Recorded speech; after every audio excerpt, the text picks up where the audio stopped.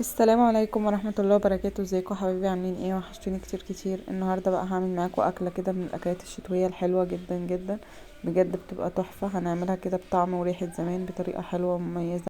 هنعمل كده طاجن القلقاس بالفراخ بالطريقة دي، بجد مش هتبطلي تعمليه، ريحته حرفيا بتقلب البيت كله. هنسمي بقى كده الله ونصلي على الرسول ونبدأ في الوصفة بتاعتنا.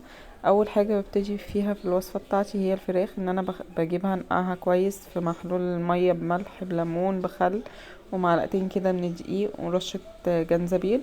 بسيبها في النقع ده لمدة ساعة، بعد كده بشطفها.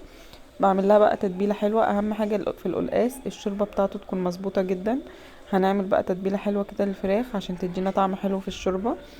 معايا كده بصلتين كبار مفرومين، هحط عليهم نص معلقه من الفلفل الاسود، نص معلقه من بهارات الفراخ، ورشه كده من الملح. هنبتدي بقى ندعك كده الفراخ بالتتبيله اللي احنا عملناها ونحشيها كده تحت الجلد بالبصل ده. بجد التتبيله دي بتخلي طعم الفراخ حلو جدا، يعني مش هتبطلي تعمليها اصلا بالطريقه دي. بدخل كده البصل تحت الجلد وفوق الجلد، يعني بخلي الفرخة تشرب خالص من التتبيلة يعني.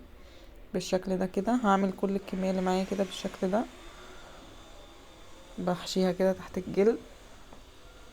بتخلي طعم الشوربة مسكر كده وحلو قوي، وبتخلي القلقاس بتاعك مميز قوي.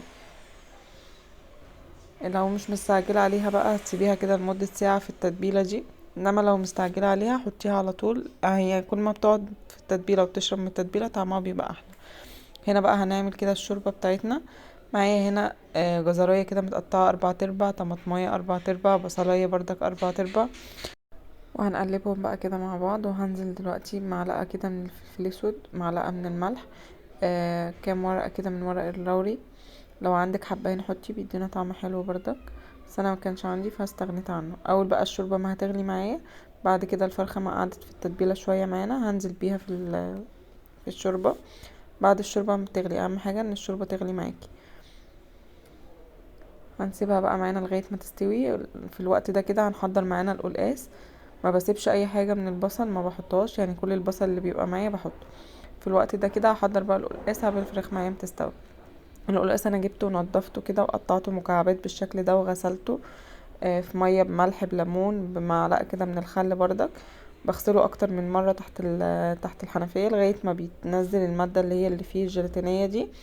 بعد كده بقى بجيب حزمة من السلق، بحط لها بردك كوبايتين من المية واحطهم على النار يغلوا.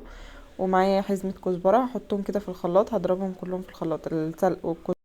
وحطيت كده فصين بردك من التوم، يعني حطيت حزمة كزبرة، حطيت حزمة سلق بعد ما سلقته كده حطيته في الخلاط مع حزمة كزبرة. بنقطفها كده ونحطها معانا في الخلاط، وفصين من التوم.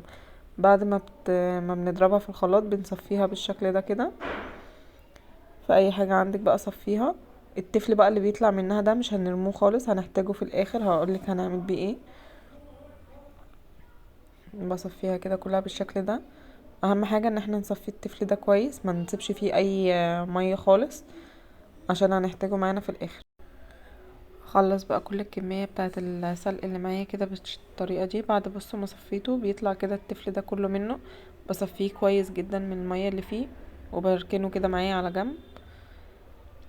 هنستخدمه بقى مع بعض كده في الاخر. وده كده السلق اللي طلع، ومعايا شوية سلق تاني في الخلاط بردك بس عشان الطبق كان صغير.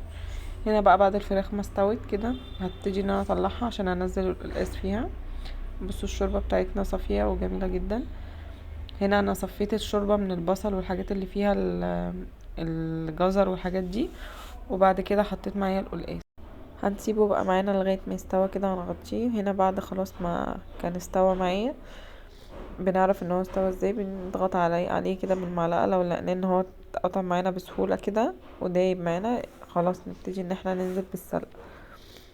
انا نزلت بكل كميه السلق اللي معايا، وهديها تقليبه بقى واغطي عليها لغايه ما يغلي كده غلوتين، نكون حضرنا التقليه بتاعته. التقليه بتاعته بتبقى عباره عن حزمه كزبره، كام فص من التوم، معلقه ملح، بدقهم كده وانعمهم خالص مع بعض. وبجيب طاسه معايا على النار كده بحط فيها معلقتين كبار من السمنه، ونبتدي بقى ان احنا نعمل التقلية بتاعتنا. عايزة اقول لكم في الوقت ده حرفيا الريحة بتبقى قلبة الدنيا، ريحته تحفة جدا، زي ريحة الاكل كده بتاع امهاتنا واجدادنا، بجد تحفة. يعني الطريقة بتاعته حلوة قوي وسهلة وبسيطة جدا. هنا بقى نزلت بالمعلقه اللي احنا كنا شايلينها على جنب، اللي هي بتاعه التصفيه معانا، مكان السلق، المكان ما صفيناه حطيته بردك مع الكزبره اللي انا عاملاها. اول كده ما بياخد لون ذهبي معايا بالشكل ده ببتدي ان انا ارفعه، يعني انا لسه عايزاه ياخد لون كمان. كده خلاص هبتدي بقى ان انا احطها على القلقاس بالشكل ده، بننزل التقليه دي عليه، وبناخده كده بقى مغرفه بردك من القلقاس في الطاسه، بناخد بقى كل الطعم اللي في الطاسه بننزله معانا. مش قادره اقول لكم على الريحه يا جماعه، خطيره خطيره والله. هنا بقى بعد ما بيخلص معانا بيبقى طاجن قلقاس كده، يعني يستاهل بقكم بجد، تحفه، ريحته حرفيا قلب البيت. اتمنى ان انتوا تجربوه بالطريقه دي، ولو حد عايز طريقه التنظيف كامله وكده قولولي، انا مرضيتش اطول عليكم في الفيديو. اتمنى لو الطريقه عجبتكم متنسونيش بقى لايك وشير وكومنت حلو وتفعيل الجرس عشان يوصلكوا كل جديد، والسلام عليكم ورحمه الله.